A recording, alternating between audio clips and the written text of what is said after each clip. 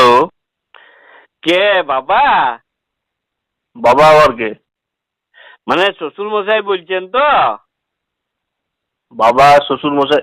আপনি কি বলছেন? কোথায় ফোন করেছেন? এটা ইলেকট্রিক অফিস। হ, আমি বাপ্পি বলছি। ওই হইলো আর কি, ওই ইলেকট্রিক আর আমার বউ দুজনেই একই জিনিস। ইও সব সময় 220 ভোল্টে থাকে, একটুকু ছুলে একদম ঝটকা মারে। আর আমার বউ সেই একই জিনিস। আমার বউ পান থেকে চুন খসলে বাপের ঘর পালায়।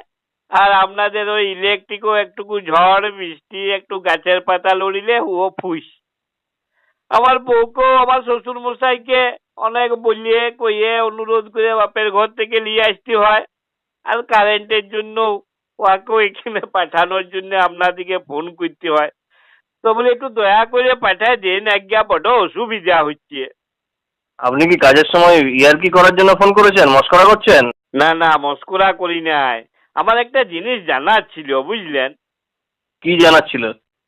ফোনে আমার ফোনে বুঝলেন সবসময় তো একটা মেসেজ প্রায় ঢুকে আর কি। কি মেসেজ?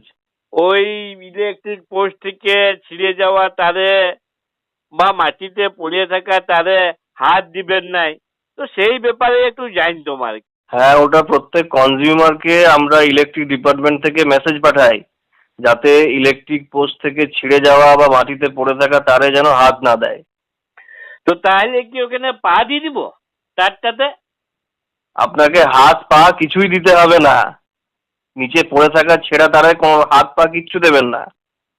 ই বাবারি, তাহলে কি ওই ইলেকট্রিক পোস্টে যে তারগুলো বাঁধা আছে ওই উঁচু খুঁটিতে যে পরে হাত দিতে বলছেন?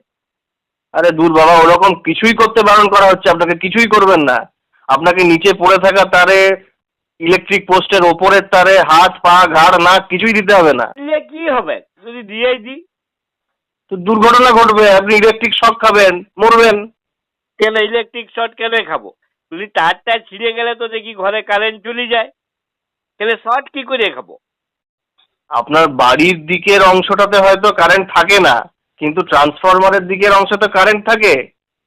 ও, তার মানে আপনি বলছেন যে ছাগলটাকে যদি বলি দেওয়া হয় তাহলে মাথার দিকে জীবনটা চলে গেলেও যেতে পারে, ধলের দিকে জীবনটা রয়ে যাবে। দূর মশাই, আপনি ফালতু কথা বলছেন, কাজের সময় তো বিরক্ত করছেন। আপনি ফাজলামো পাচ্ছেন না?